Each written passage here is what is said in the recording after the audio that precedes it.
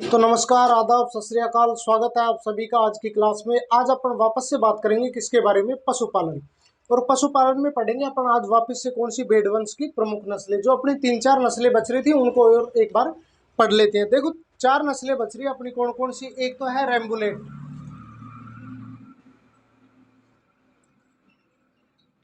रेम्बुलेट।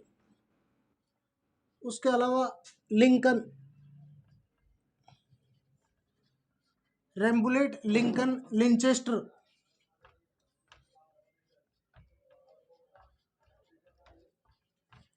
रेम्बुलेट, Lincoln, लिंचेस्टर और एक और है कौन सी? Southdown, Southdown. इन नस्लों को पढ़ते हैं अपने भेड़वंश पूरी तरीके से कंप्लीट हो जाएगा। उसी के साथ साथ अपन जो सामान्य शब्दावली है भेड़वंश की उसको भी देखेंगे। तो पहली नस्ल है आज की कौन सी? अपनी रेम्बुलेट। तो सबसे पहली देखो आज की कौन सी? रेम्बुलेट।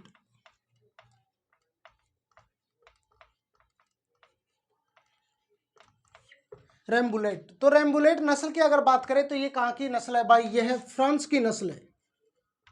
यह फ्रांस की नस्ल है।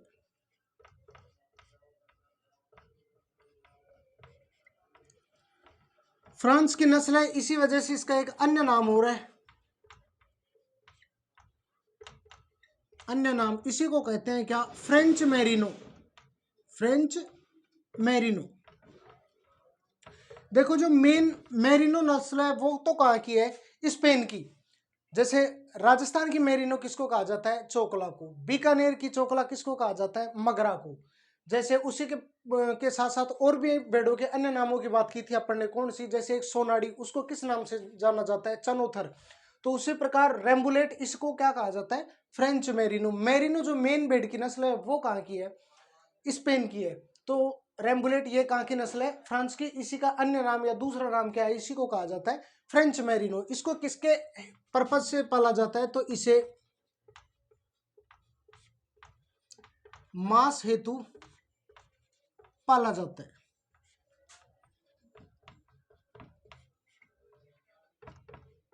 इसे मांस हेतु पाला जाता है। तो ये नस्ल है कौन सी? अपनी रेम्बुलेट। कोई ज्यादा नहीं है, बस इतना यही। अब कहाँ की नस्ल है? फ्रांस की नस्ल है। इसे कहा जाता है क्या?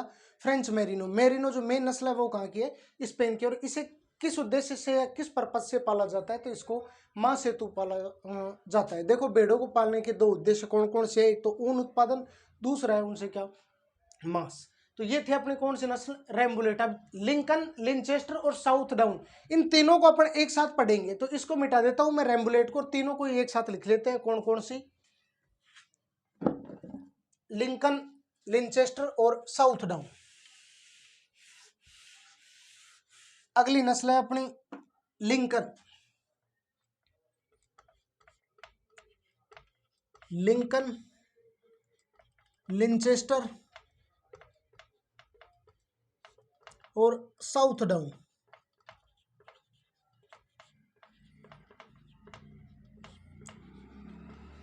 लिंकन, लिंचेस्टर और साउथ डाउन। कॉमन चीज तीनों में क्या? तीनों ही कहाँ की है? इंग्लैंड की नस्ल है। तीनों ही कहाँ की है? इंग्लैंड की।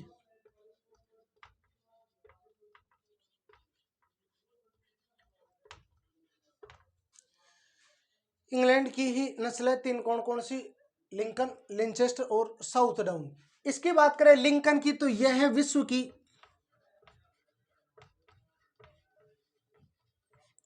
यह है विश्व की सबसे भारी नस्ल है। यह विश्व की सबसे भारी नस्ल है। तो भेड़ की दुनिया में सबसे भारी नस्ल है तो वो कौन सी है? लिंकन, जो कहाँ की है? इंग्लैंड की। देखो इसको ऐसे याद रख लेना, अब्राहम लिंकन से। अब्राहम लिंकन कौन थे? यूएस प्रेसिडेंट थे। कौन? एक अब्राहम लिंकन, जिन्होंने एक स्लोगन भी दिया था। कौन सा? लोकतंत्र के लिए जनता का, जनता द्वारा जनता के लिए चुना गया प्रतिनिधि।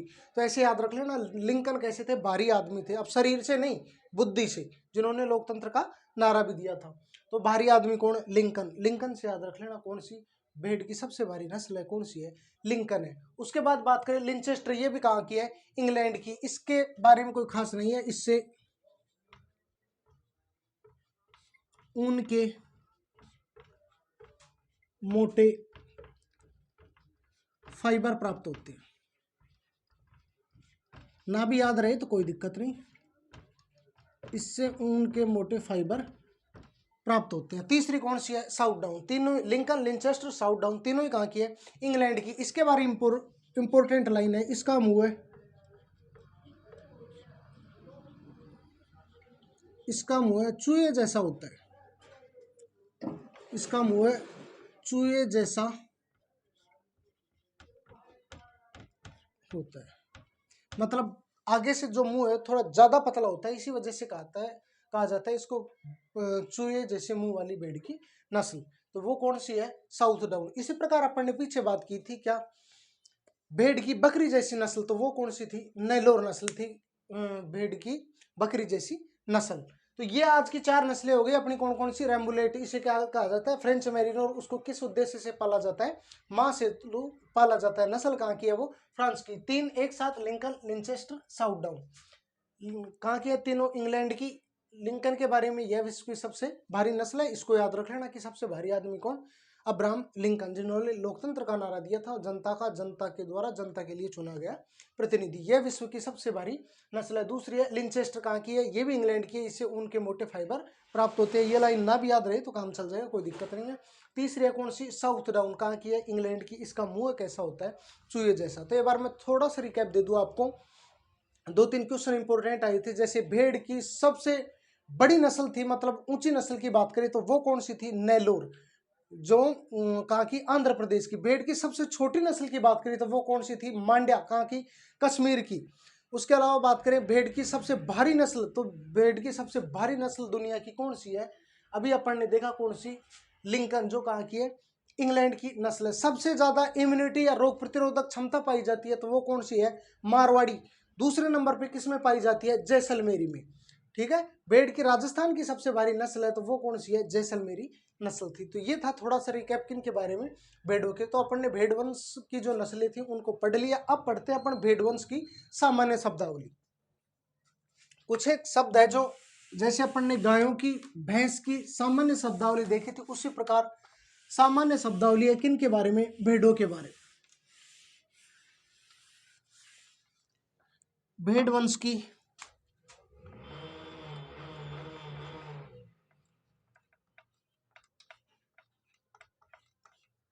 भेड़ वंश की सामान्य शब्दावली या टर्मिनोलॉजी।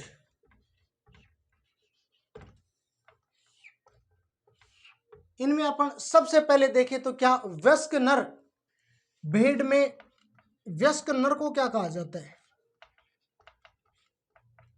तो भेड़ में वयस्क नर को कहा जाता है रेम।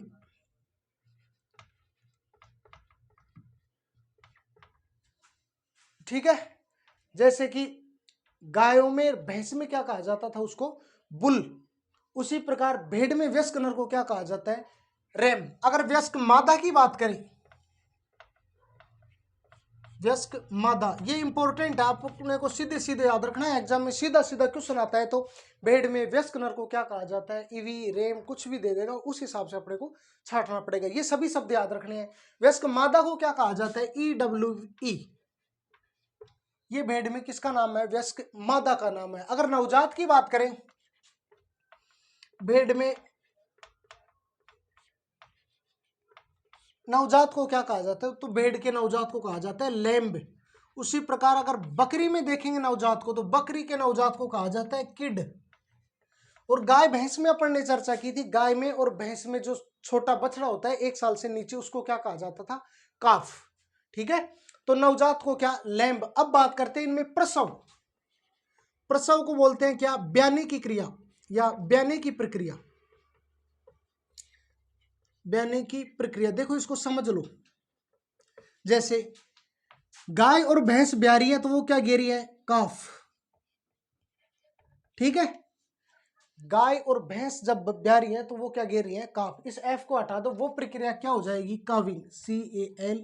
CALVING। उसी प्रकार से भेड़ जब ब्याएगी तो क्या गिरेगी? लैम्ब। गाय और भैंस के छोटे बछड़े को बोल रहे थे काफ, इसका छोटा बछड़ा होगा उसको बच्चा होगा उसको क्या बोल रहे हैं, लैम्ब। इसके लगा देना आगे क्या, आईएनजी। तो इसमें जो प्रसव की क्रिया है वो क्या कहलाएगी, लैम्बिंग। इसको रटने की आवश्यकता नहीं है, गाय भैंस भेड़ बकरी चारों में याद हो जाएगी। उसी प्रकार बकरी में छोटा बच्चा है वो क्या है, किड। इसके आईएनजी लगा देंगे तो बकरी में ब्याने की प्रक्रिया क्या हो जाएगी, किडिंग। तो गाय और भैंस में क्या होता है, छोटा काफ, काफ को ब्याने की प्रक्रिया का काविंग। और भेड़ में छोटा बच्चा है उसका नाम क्या, उसको बोलते हैं लैम्ब। और लैम्ब को जो प्रोसेस हो रही है उसको क्या कह रही है, लैम्बिंग। अगर बात करें समागम, समागम या मैटिंग की प्रक्रिया, भेड़ में समागम या मैटिंग की प्रक्रिया, इसका जो एक विशेष नाम है उसको कहा जाता है क्या, टपिंग, TUPPING, टपिंग। ठीक है। गाय और भैंस में उसको क्या बोल रहे थे, सर्विंग। लेकिन भेड़ में ये क्या है, अलग। ये आपको एक लिस्ट बनवानी पड़ेगी, गाय भैंस भेड़ बकरी, उसमें इस तरह में बोलने की प्रक्रिया, उसमें जो छोटे बछड़े हैं उनको क्या बोलते हैं, उसके अलावा इस तरह में विशेष आवाज निकालते हैं उनको क्या, ये सभी लिस्ट से भी बात करेंगे। अभी मैं आपको एक एक खोल खोल के बता रहा हूँ सभी का अलग अलग। ठीक है। इस तरह में बोलना, इस तरह में बोलना, तो भेड़ जो इस तरह में बोलती हैं उसको क्या बोलते हैं, उसको बोलते हैं क्या, ब्लीटिंग, उसको बोलते हैं ब्लीटिंग। गाय और भैंस जो बोल रही थी उनको क्या कहा जाता था, बेलोविंग। कंपैरिजन करके याद रखना इनको, तभी जाके याद रहेंगे। तो स्ट्रेस में जो बोल रहे हैं उसको क्या कहते हैं, ब्लीटिंग। स्ट्रेस की अगर अवधि की बात करें, स्ट्रेस की अवधि, स्ट्रेस की अवधि भेड़ में कितनी होती है भाई, पीछे चर्चा भी की थी अपन ने, कितनी, 17 दिन, 17 दिन। गाय और भैंस में कितने, 21 दिन। गाय भैंस सुअर सुअरी, गाय भैंस सूरी और घोड़ी में कितना होता है, 21 दिन। बकरी में कितना, 20 दिन। सिप में कितने, 17 दिन। उसके अलावा अगर कुतिया में बात करें तो वर्ष में 2 बार। तो ये याद रखना है, स्ट्रेस की अवधि भेड़ में कितनी, 17 दिन, और बकरी में कितनी होती है, 20 दिन। अगर गर्भावस्था की बात करें अपन, गर्भावस्था मतलब मैटिंग की प्रक्रिया से लेकर ब्यानी के तक की जो काल है वही क्या कहलाता है, गर्भकाल। और इसमें गर्भकाल या गर्भ अवस्था कितनी होती है, 5 महीने, 5 मंथ -5 दिन। बकरी में याद करना होगा तो 5 मंथ +5 दिन। बकरी में प्लस आएगा, भेड़ में क्या आएगा, माइनस। अलग अलग चर्चा की थी इसके बारे में अपन, जैसे गाय का कितना, 9 माह 9 मंथ। ठीक है। भैंस में कितना था, 10 माह 10 मंथ। घोड़ी में कितना था, 11 माह 11 दिन। उसके अलावा अपन बात करें ऊँटनी में कितना था, 13 माह + 13 दिन। उसी प्रकार से अपने को याद रखना है। जैसे कुतिया में कितना था, 2 माह + 2 दिन, यानी कि लगभग 62 दिन।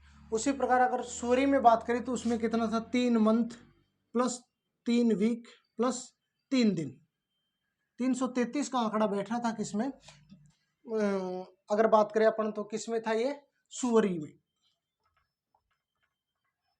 तो भेड़ में कितना, गर्भावस्था कितनी होती है, 5 माह + 5 दिन। और बकरी की अगर बात करें तो बकरी में कितना रहेगा ये, 5 माह प्लस, और भेड़ में माइनस।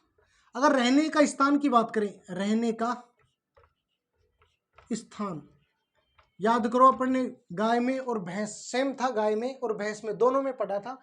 गाय और भैंस जिस स्थान पे रह रही थी उसको क्या कह रहे थे अपन, क्या, बारन या बायरे। तो उसी प्रकार जो भेड़ रहती है उस स्थान को क्या बोला जाता है, पेन।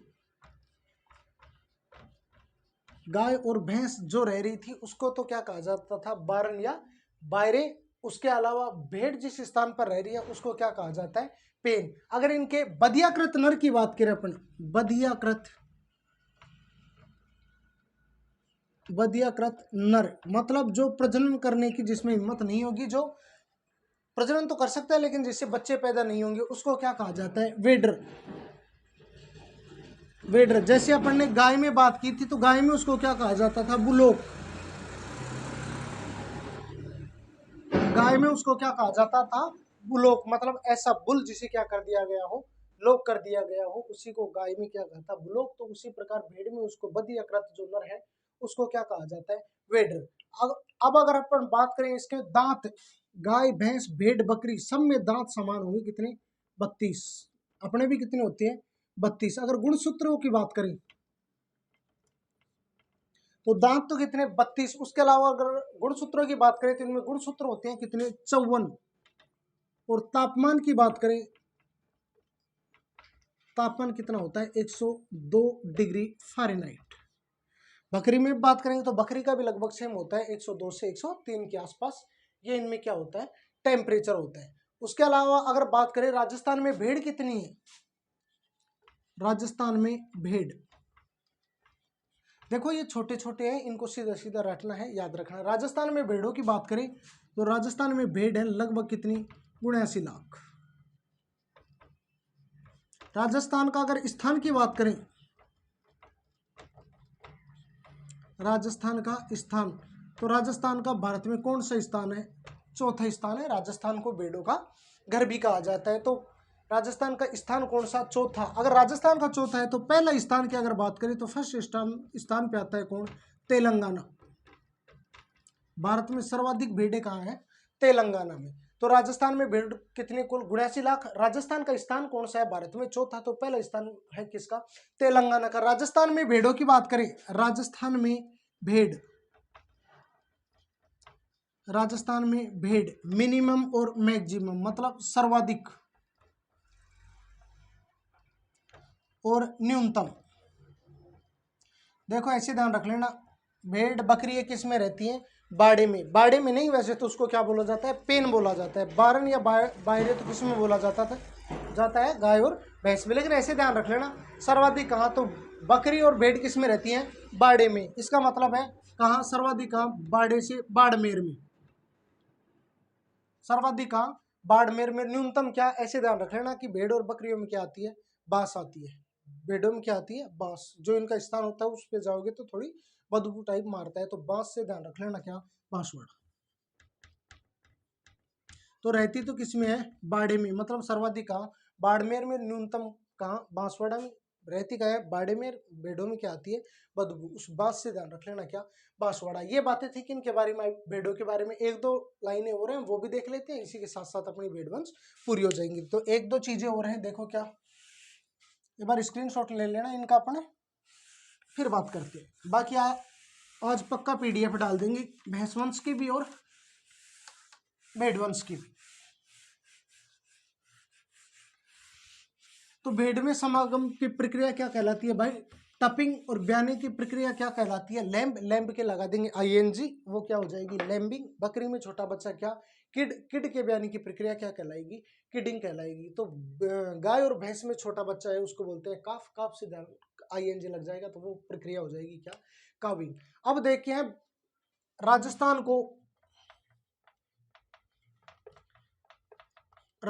को भेड़ों का घर भी कहा जाता है। राजस्थान को भेड़ों का घर भी कहा, राजस्थान को भेड़ों का घर भी कहा जाता है। भेड़ों को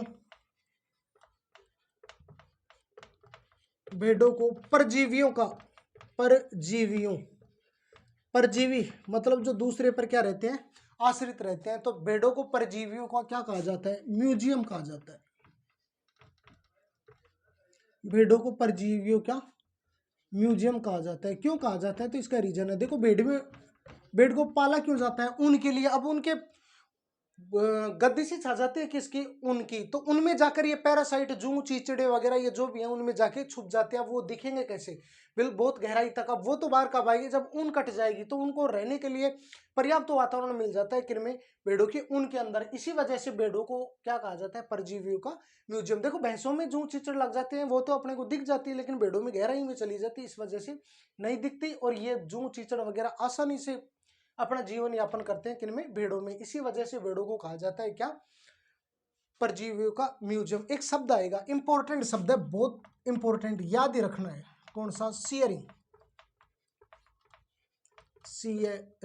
शियरिंग क्या है? तो ये देखो भेड़ों में ऊन उतारने की प्रक्रिया, ऊन उतारने की प्रक्रिया को क्या कहा जाता है? शियरिंग कहा जाता है। भेड़ों में ऊन उतारने की प्रक्रिया को शियरिंग कहा जाता है। बहुत इंपॉर्टेंट है, याद ही रखना है, एग्जाम में सीधा सीधा आएगा। शियरिंग क्या है? तो शियरिंग क्या है? भेड़ों में ऊन उतारने की प्रक्रिया है। विश्व की सबसे अच्छी, अगर ऊन की बात करें, विश्व की सबसे अच्छी ऊन किन से प्राप्त होती है? सबसे अच्छी ऊन तो सभी भेड़ें जाके रुक रही थी किस पे? मेरिनो पे। तो कौन सी हुई भाई? मेरिनो। मेरिनो। और मेरिनो के बाद अगर बात की जाए दूसरे नंबर पे, तो वो आती है कौन सी? रेम्बुलेट। दूसरे नंबर पे आती है कौन सी? रेम्बुलेट। अपन ने बात की थी कि सर्वाधिक अच्छी ऊन में पहले मेरिनो, रेम्बुलेट, चोकला और चौथे नंबर पे आती है कौन सी? मगरा। ठीक है, जिसे बीकानेरी चोकला भी कहा जाता है। तो विश्व की सबसे अच्छी ऊन कौन सी से? मेरिनो। मेरिनो कहाँ की नस्ल है? स्पेन की। स्पेन और मोरक्को। स्पेन है यूरोप महाद्वीप का देश, मोरक्को है कौन सा? अफ्रीका महाद्वीप के देश। इन दोनों के बीच है भूमध्य सागर में एक जल संधि, कौन सी? जिब्राल्टर जल संधि। तो मेरिनो कहाँ की नस्ल है भाई? स्पेन की। और दूसरे नंबर पे आ जाती है अच्छी ऊन में कौन सी? रेम्बुलेट नस्ल आ जाती है। अगर राजस्थान में बात करें, राजस्थान में भेड़ की सबसे अच्छी नस्ल, राजस्थान में भेड़ की सबसे अच्छी नस्ल, सबसे अच्छी ऊन, सबसे अच्छी ऊन तो वो कौन सी है भाई? चोकला। सबसे अच्छी ऊन राजस्थान में किससे? चोकला से। विश्व में मेरिनो और रेम्बुलेट। ठीक है, उसके अलावा एक लास्ट क्वेश्चन की बात और कर सकते हैं अपन। CSWRI पीछे भी मैंने आपको बताया था कहाँ है? मालपुरा अविका नगर टोंक। इसी को बोलते हैं central sheep and wool research institute. Central से केंद्रीय, शीप से यानी भेड़, केंद्रीय भेड़ और वूल यानी ऊन अनुसंधान संस्थान। तो इसकी बात की अपन ने, ये कहा है भाई मालपुरा अविका नगर टोंक। सीधा अविका नगर टोंक भी याद रख सकते हो। अविका नगर ये कहाँ पड़ता है? टोंक में। तो राजस्थान को क्या कहा जाता है? भेड़ों का घर। और भेड़ों को क्या कहा जाता है? परजीवियों का म्यूजियम। क्योंकि इनमें बड़ी बड़ी ऊन होती है, उनमें जाके पैरासाइट, जू, चीचड़ वगैरह छुप जाते हैं, इसी वजह से कहा जाता है परजीवियों का घर। शेयरिंग बहुत इंपॉर्टेंट चीज है। क्या? भेड़ों में ऊन उतारने की प्रक्रिया को क्या कहा जाता है? शेयरिंग कहा जाता है। विश्व की सबसे अच्छी ऊन किससे प्राप्त होती है? मेरिनो से, जो कहाँ की नस्ल है? स्पेन की। दूसरे नंबर पे आते हैं क्या? रेम्बुलेट। ये कहाँ की है? फ्रेंच या फ्रांस की नस्ल है। इसी को कहा जाता है क्या? फ्रेंच मेरिनो कहा जाता है। राजस्थान में भेड़ की जो सबसे अच्छी ऊन प्राप्त होती है वो किससे होती है? चोकला से। उसके बाद नंबर आता है किसको? मगरा, जिसे कहा जाता है क्या? बीकानेरी चोकला। और लास्ट में था CSWRI central sheep and wool research institute, जो कहा है मालपुरा बीकानगर टोंक। तो धन्यवाद आप सभी का क्लास में बने रहने के लिए। अगली क्लास में अपन बात करेंगे बकरी वंश के बारे में। धन्यवाद।